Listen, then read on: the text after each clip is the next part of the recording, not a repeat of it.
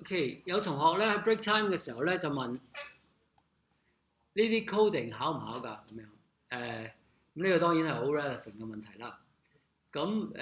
因為我哋都冇 insist，即係都順便可能講埋即係個 tutorial，我哋嘅 tutorial 嘅運作咧就係咧，其實 tutorial 咧係俾即係我哋呢個 course mainly 係俾大家做 projects 嘅。同埋你哋即係如果有嘢需要嘅時候，咁你咪就問Raymond Wong 啊咁樣，即係呢個係所以我哋呢個 course 咧暫時咧，即係我哋係冇 design 冇一啲咁嘅 activities 咧，要大家寫 JUnit。咁而如果會升上去，即係 computing 嘅同學會升上去 final year 嘅時候咧，我嗰科其中一科咧係會教大家點樣喺 Python 入邊寫 unit testing。咁個 idea 係一樣嘅啫。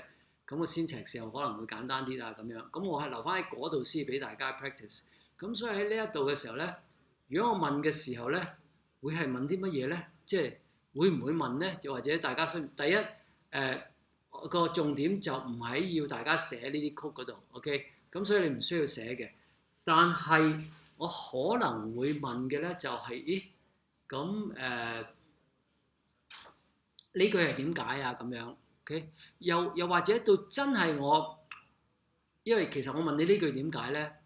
有時我哋改嘅時候又好驚，如果有啲同學寫啲英文又寫得我睇唔明嘅咧，咁有時我就唔知，我當佢係啱嗰個解釋佢寫法係，咁變咗我嗱，如果我唔俾分佢咧，就好似因為呢個同學嘅英文差少少，咁就 penalize 咗好似好多咁樣，即係差唔多0分或者好低分咁。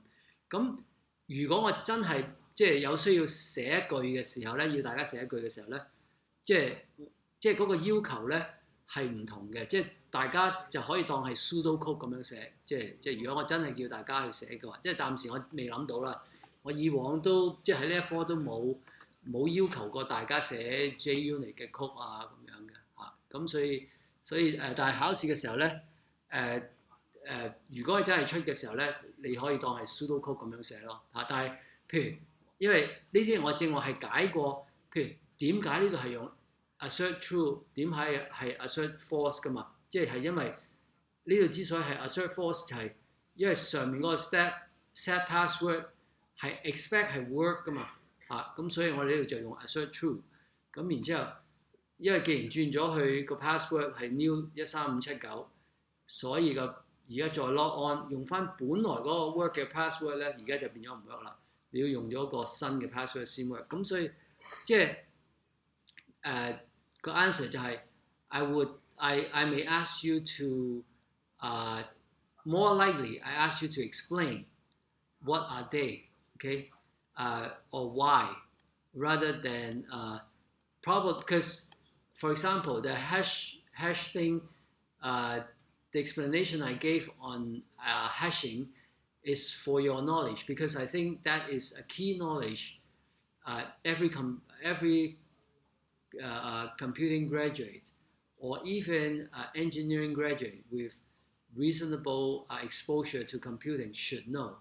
So that's why I explained that to you. But it's not required for examination like that.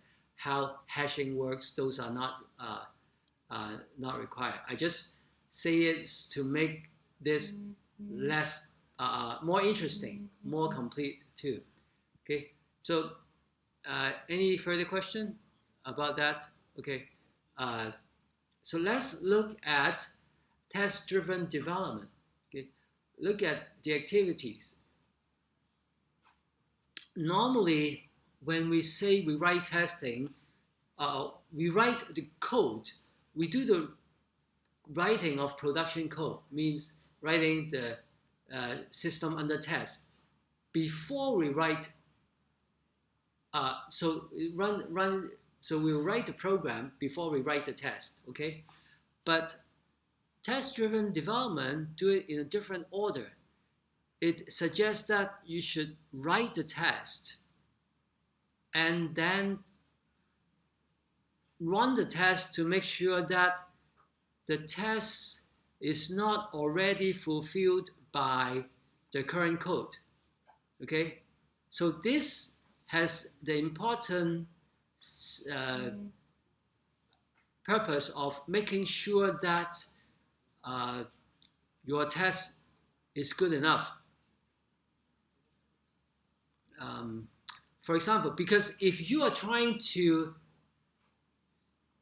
add a new feature to your program, and then you write a test to test that new feature, but before you update your code, the test already execute correctly. What does it mean? That means your test is not complete. 我用中文講一次就係即係話，譬如如果你而家要加個新嘅 feature，你而家嘗試我哋嘅第一步就係寫啲 test 去試嗰個新 feature，但係一試個 test 都個 test 都合格喎，咁即係話乜嘢啊？咁即係話其實你嘅 test 自己本身係唔合格，即係你嘅 test 都冇真正試到嗰個新嘅 feature。因為如果你係要個新嘅 feature 嘅話咧，你寫一個新 test 嘅時候咧，應該係會 fail 嘅。OK， 咁所以我哋就會做呢一樣嘢。咁我哋一陣間就會 go through the next few steps. We will go through this step. So actually, we have a feature in mind we want to add to the password checker. But before we go write the password checker, rewrite the test. Okay. So if all the test runs well, then we are done with the coding, although we may clean up the code a little bit by something called code refactoring, which we probably will teach in the second half of next week. Because next week will be a short class because we spend 1 hour for tests and then another 15 minutes for a short topic. So the short topic will go over this part, but let's go to writing a test. So what do we want to test? We are using password as an example. From the code we have studied, you see that we take no consideration to the password length, right? But suppose now we want to make sure the shortest password length is 6 characters.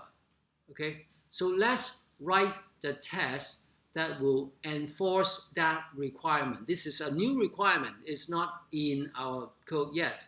So assert true, log on Francis hello 246. Well, I guess it was in our initialization setup. Let's see here, Francis hello 246. So it should succeed, okay? So it should succeed. And now I try to set the password of Francis to 1, 2, 3, 4, 5. Okay, and we are trying to enforce this new feature of password length 6. So 1, 2, 3, 4, 5 should fail. So I would use assert false. Okay, and then after this, I expect the old password still work, okay? And the attempt new password will fail, okay? So these two statements are also important because this one, assert true, means the original longer than 6 characters still work, but the new attempt change of shorter than 6 will not work. Okay, so we're testing that feature. So let's see how it goes. If we run it, these are the first 4 tests, same as before. Remember, usually when we add tests, we add to the end. Okay, so this is the new test we add. Test overly short password. This is what we call it. Test overly short password. Now it is complaining about assert failed error on line 74, which is I think this line right here. Although I have not shown the statement number, but it should be this line. And I'm not sure if it will continue to run. Maybe I think by default it does not continue to run. As long as the first assertion is rejected, then it fails. Okay, so now we go to the TDD step 3. We have completed these 2 steps. Write a test. Yes, we write the test overly short. Rerun it, it failed. Okay, now let's go to the 3rd step of updating the code. Okay, now we update the code. The set password, this is the original set password, and the bold line is the new code. I call an internal function called password too short, and I just check if the length is shorter than 6. Is it smaller than 6? Then it's true that the password is too short. If the password is too short, then the set password will fail, and I will not be updating the password. Okay, so it will be in the else course. Okay, so this bold line are my step 3. I change it. So let's see where we are. Finish step 3. Let's run the test again, which actually is the same test as here. Okay, but here we expect it to fail. Here, if we did a right job, then this would succeed. If it's failed, then we would go back to the code. Okay, so let's see.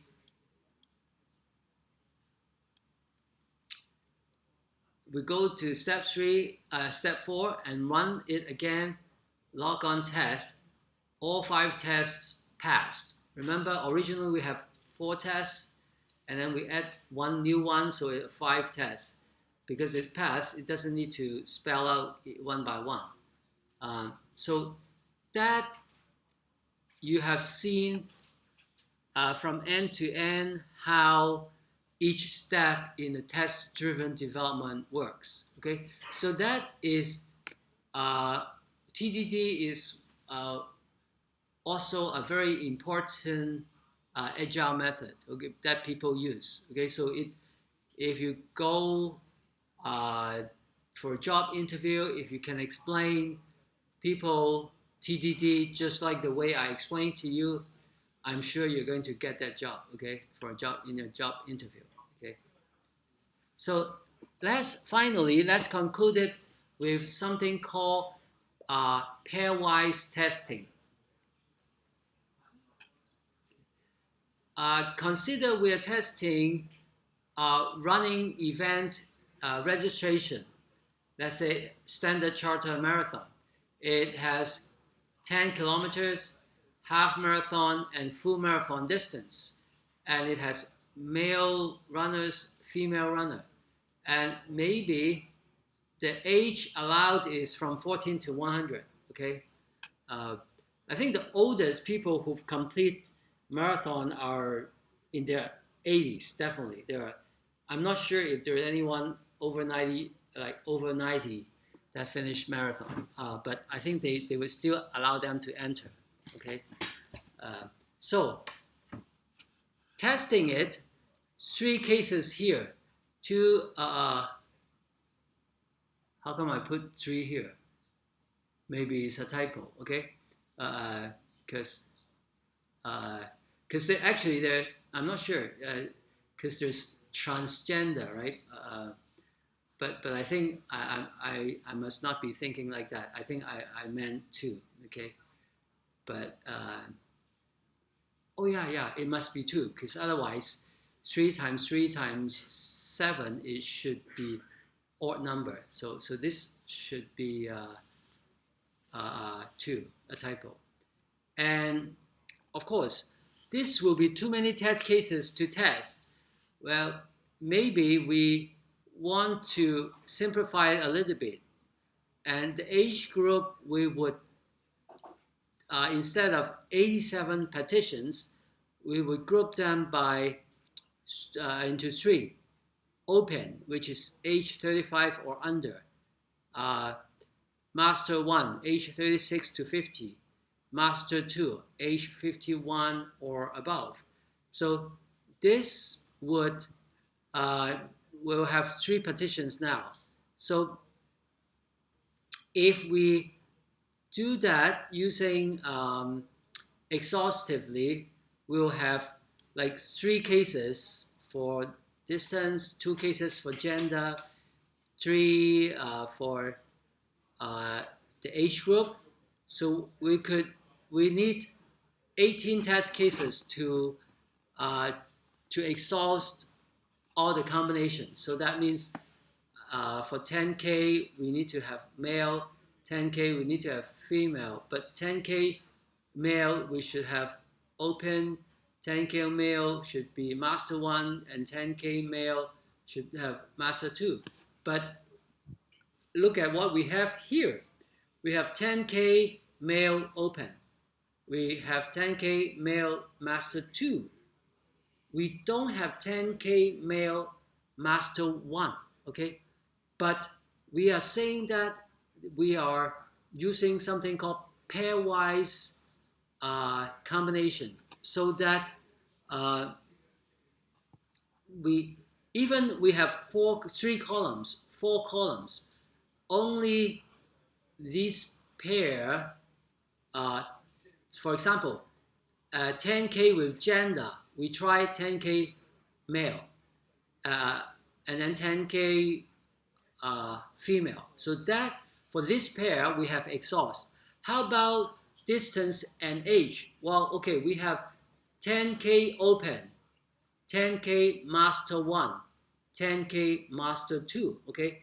But we leave out the gender part. So that means the exhaustion is based on a pair. So we just make sure any 2 pairs we exhaust it, whether it's distance and gender, or distance and age, or gender and age. Okay, you would say, okay, with your pairwise testing, you are only reducing the number of cases to cover, number of partitions from 18 to 9. I think 2, 4, 6, 8, 9. Okay, so you may think, oh, it's not a huge savings, right? It's only half. So you may think it's not worth it. Well, if I have 4 columns, if I have 5 columns, the savings with this pairwise testing will be more significant, okay? Because remember, if we have 3 value for this column, and then another 5 value for this column, this will become 3 times 2 times 3 times 3 times 5. So this will be 18 times 15. So it will be several hundred. But I bet using pairwise, it will only grow from 9 to maybe 20 or 30. Okay, so it's much less than, or maybe even worse, at most 40, like around 30, I might guess, instead of almost 300 different different combination. So the more different pairs you have, the more useful of pairwise testing. So this helps us to reduce the number of cases, because remember, if we want to exhaust 10K with gender, with age, just 10K with gender and age will require 6, but now we reduce to, because of pairwise, is only 3. Okay, 10K with age, okay, and 10K gender is already covered by the first 2 already. So it reduces the number of cases we need. So again, to wrap up, testing technique allow us to systematically cover as much as possible, but at the same time reduce the number of different test cases we need to test, and yet we still maintain a very good chance because we are pairing up like different combination. Okay, so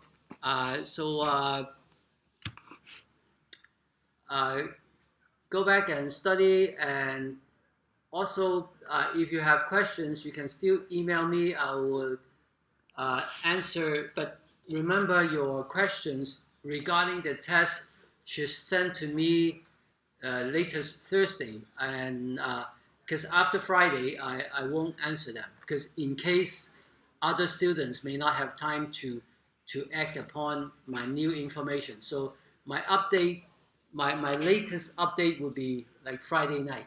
Okay, so otherwise there would not be any new update for your test. Okay, so good luck, and I'm sure I will try to make it the least memorization as you need. So if you have not studied in the past 11 weeks, you try to spread that out today. Otherwise, you cannot understand everything uh, in one day. Like you have to spread them out as much as you can. So good luck. Thank you. See you next week.